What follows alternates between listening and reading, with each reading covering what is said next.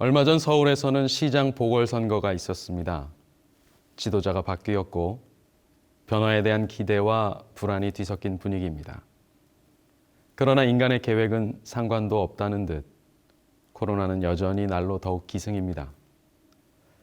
마치 내일이면 나아질까, 모레는 부자가 될까 꿈꾸는 인류에게 하나님의 시간표는 마지막을 향해 성실하게 달려가고 있다고 웅변하는 것만 같습니다. 이런 혼란과 불안의 때에도 여전히 성실하신 하나님의 안식일 속에서 은혜를 발견하는 우리 모든 재림 성도들이 되기를 소망합니다. 지금은 은퇴하신 한국 기독교 선교 100주년 기념교회의 이재철 목사님은 교회의 3요소를 예배, 헌신, 그리고 교제라고 정의하고 계십니다. 저는 이 말씀에 매우 깊이 동감합니다. 성경은 성도와 그들의 모임을 교회로 정의하고 있기 때문에 교회를 구성하는 요소 역시도 건물이나 순서, 헌금이 아니라 예배하는 성도들, 헌신하는 성도들, 교제하는 성도들인 것이죠. 이 세 요소는 마치 교회를 바치고 있는 세 축과도 같습니다. 이 가운데 하나의 문제가 생기면 우리 교회는 균형을 잃고 말 것입니다. 균형을 잃은 교회에서 우리는 영적인 확신과 또 만족을 찾기가 어렵죠. 재림의 확신과 성령 안에서의 만족이 희귀한 이 시대에 저는 오늘부터 2시간에 걸쳐서 교회의 축대 중 2가지, 헌신과 교제를 주제로 말씀을 전하고자 합니다. 오늘은 그 첫 번째 시간으로 헌신에 대해서 말씀드리겠습니다. 헌신이라는 단어를 사전에서 찾아보니까요, 몸과 마음을 바쳐 있는 힘을 다함이라는 의미를 갖고 있었습니다. 교회에서는 보통 헌금, 예물, 시간, 노력 등을 바치는 일을 일컫는 말로 사용하면서 그것들을 철저하고 후하게 힘을 다해 하는 성도를 헌신적이다라고 말하곤 합니다. 물론 그러한 모습도 헌신의 중요한 척도가 됩니다만 그것은 헌신하는 행위, doing에만 주목한 것으로 보입니다. 저는 이제 이어지는 말씀을 통해서 헌신의 또 다른 국면을 살펴보려고 합니다. 오늘 이 시간 우리 가운데 예수님의 교회의 한 축이 힘있게 서게 되기를 소망합니다. 이제 함께 하나님의 말씀 출애굽기 32장 28절로 29절의 말씀을 보시겠습니다.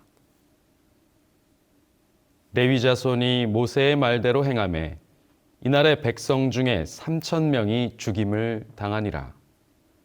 모세가 이르되 각 사람이 자기의 아들들과 자기의 형제를 쳤으니 오늘 여호와께 헌신하게 되었느니라. 그가 오늘 너희에게 복을 내리시리라. 제가 이 말씀을 읽고 1차적으로 드는 느낌은 사실 불편함입니다. 하나님이 내리실 복이 어떤 복인지 잘 모르겠지만 자기 아들들과 또 형제를 쳐 죽이고 얻는 복이라니 솔직히 편하게 읽히지는 않겠죠.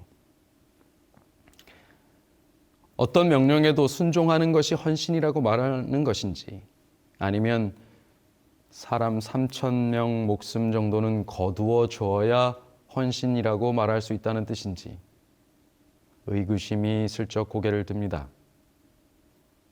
속사정을 좀 알아봐야겠습니다. 오늘의 주인공은 레위 자손들입니다.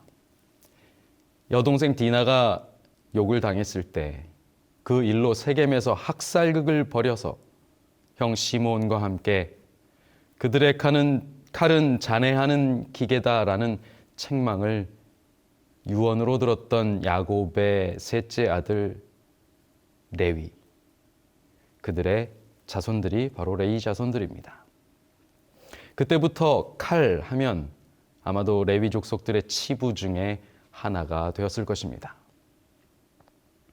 그런데 오늘 본문에서 그 레위 자손들이 다시 손에 칼을 들었습니다. 그리고 3,000명이나 되는 그들의 자녀들과 형제들을 그들의 손으로 쳐서 죽였습니다. 세겜의 학살극을 벌였던 그들의 조상 레위의 모습이 오버랩 되어집니다. 그들은 오늘도 여전히 잔혹한 칼날만 같습니다. 그런데 오늘 이 일에 대한 성경의 평가는 야곱의 유언과는 사뭇 달랐습니다.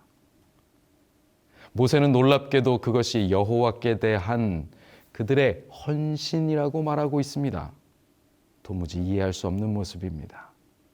무엇이 칼을 휘두르는 이 동일한 행위를 이렇게 다르게 평가하게 했을까요?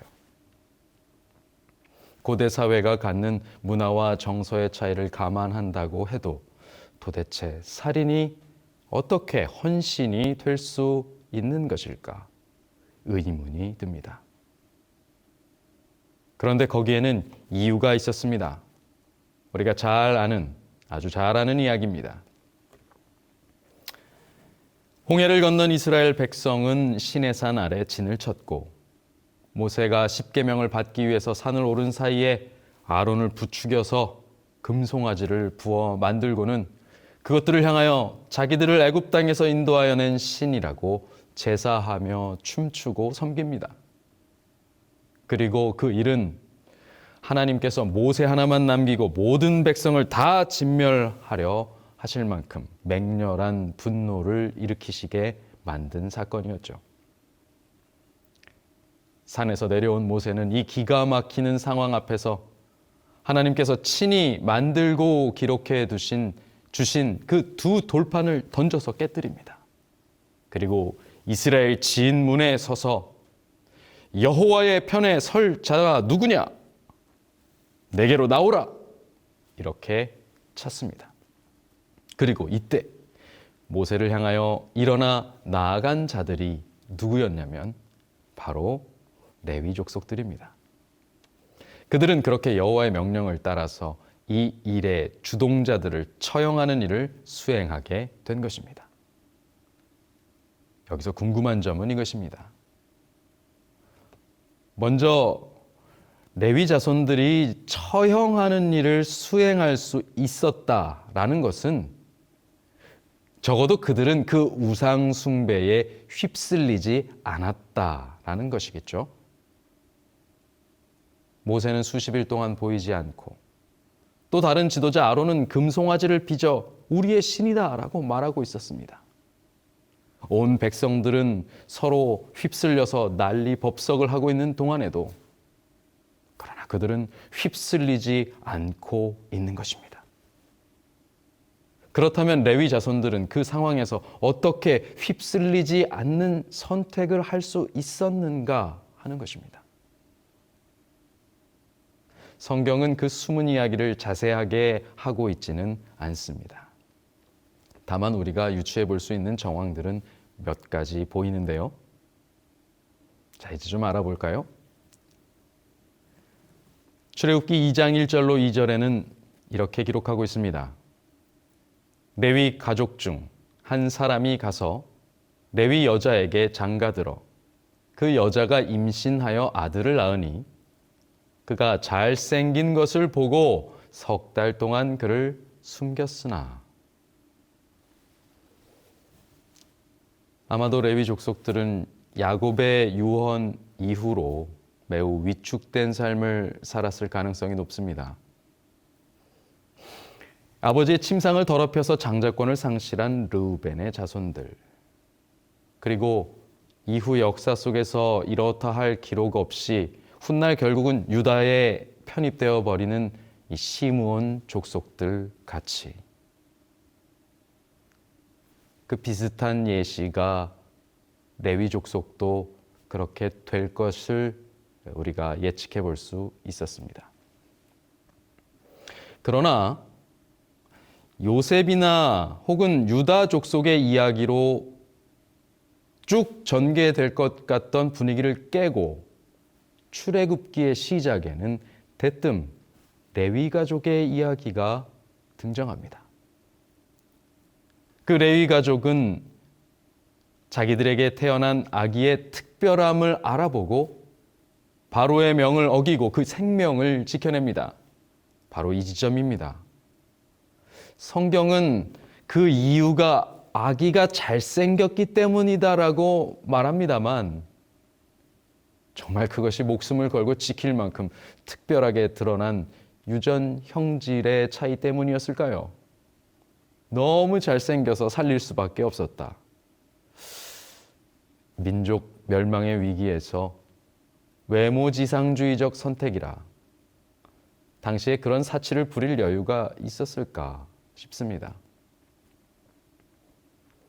오히려 저는 그들이 그때 어떤 영적 비전을 통해서 그 아기를 향하여 특별한 계획을 가지고 계신 하나님의 뜻을 엿보았다라고 하는 편이 더 타당하게 생각됩니다.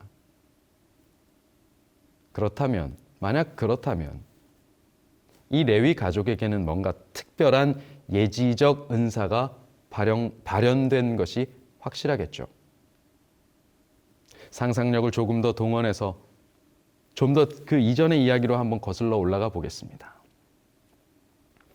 가장 먼저 떠올릴 수 있는 것은 레위가 요셉과 재회하는 장면입니다. 그 사건은 아마 레위에게도 충격적이었을 것입니다. 어쩌면 과격하게 선동하는 시므온 옆에서 가장 적극적으로 동조하면서 형제를 죽이자 했던 것이 레위였을 것이기 때문에 그는 애굽의 총리로 변신해버린 요셉을 보고 가장 두려워했던 사람 중 하나였을 것입니다.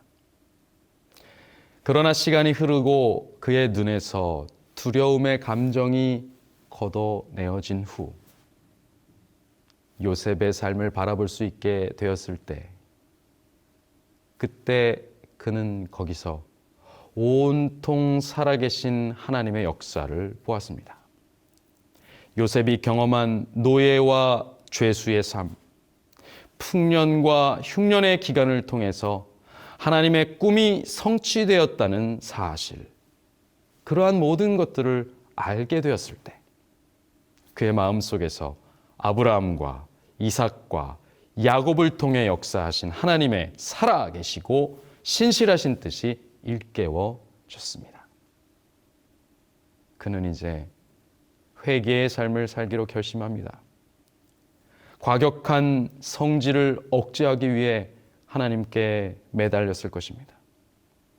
자신이 가진 본성의 악함을 알기 때문에 더 철저하게 그 자손들을 또한 교육하였을 것입니다.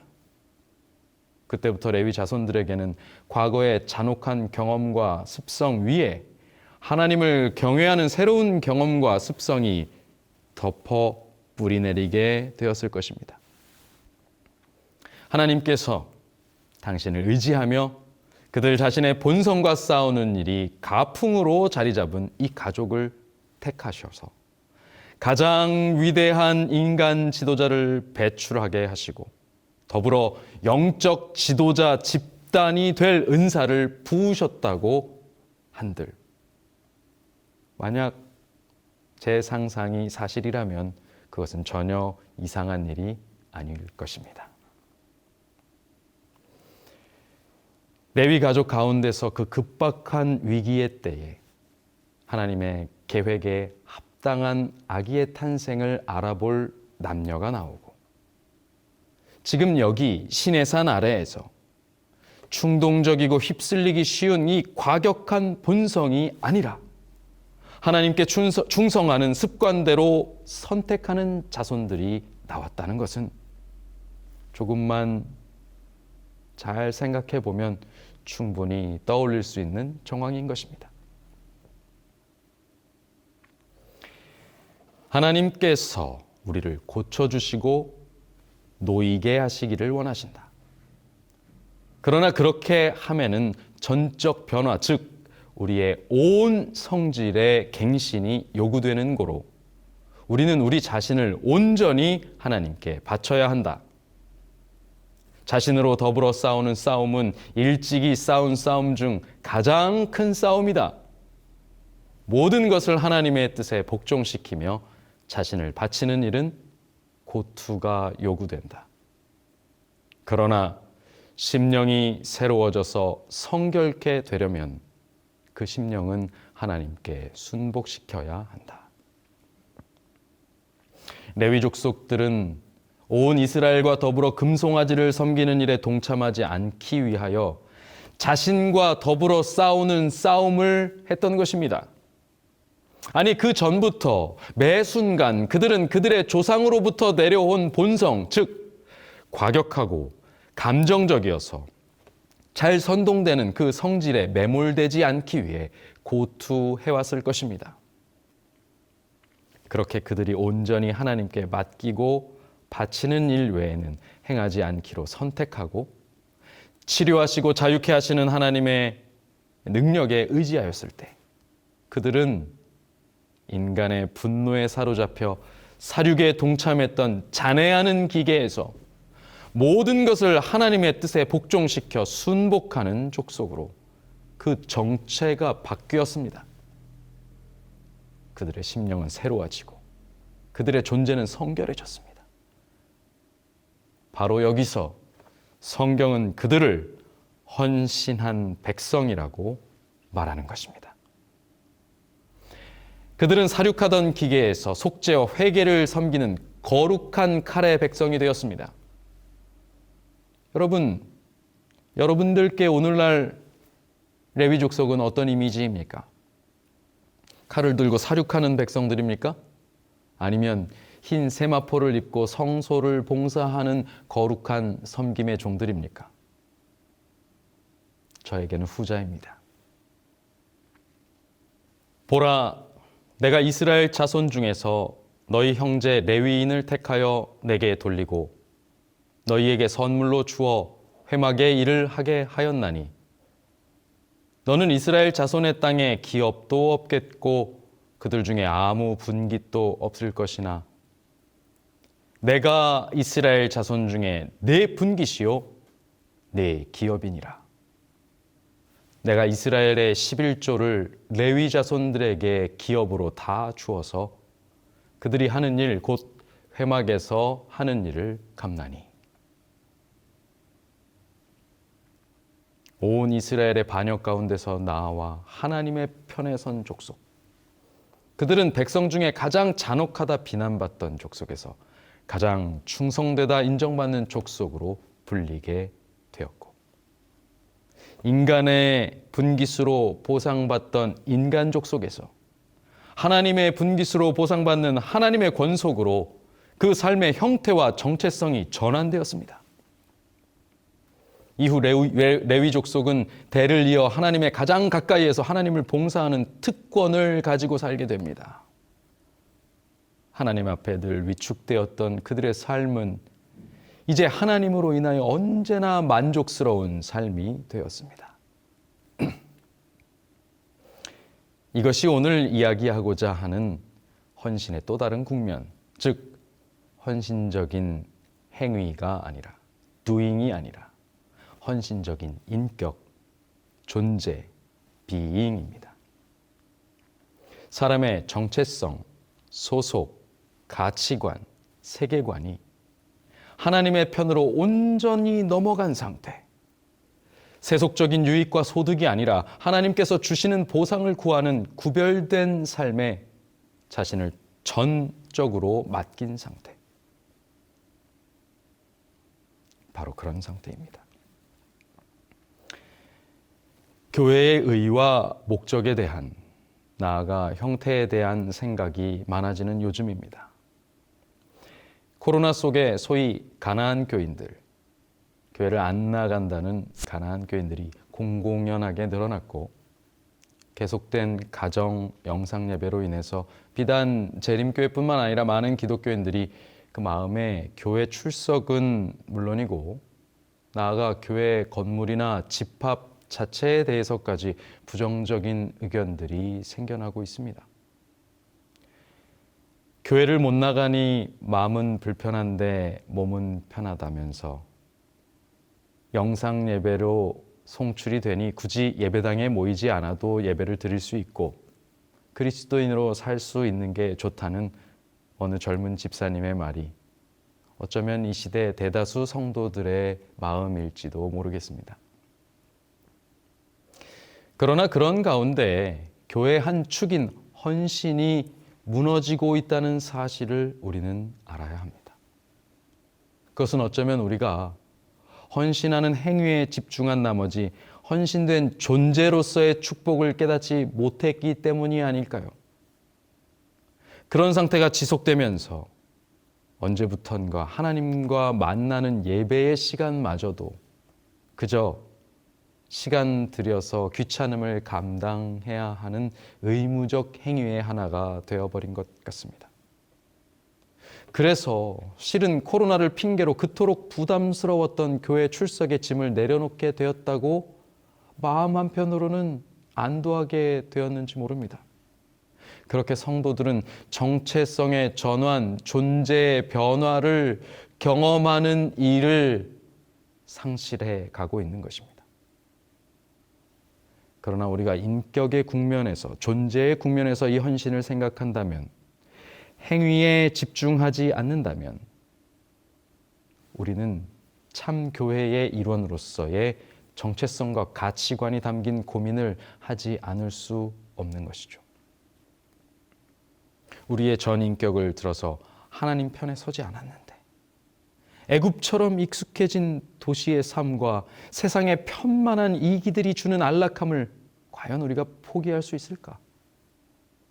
우리의 손에 칼을 들고 자녀와 형제를 치는 심정을 가지지 않았는데 금송아지 숭배처럼 나를 흥분시키던 문화활동들과 이기적인 도모들을 다 내려놓을 수 있을까? 우리의 모든 분깃을 하나님으로 삼지 않았는데 주님 오시는 그날 이제껏 쌓아온 지식과 평판 또 주식과 부동산이 아깝지 않을 수 있을까? 이런 신앙을 통해 정말 이런 상태의 신앙을 통해 재림의 확신과 성령을 통한 만족의 경험을 맛볼 수 있을까?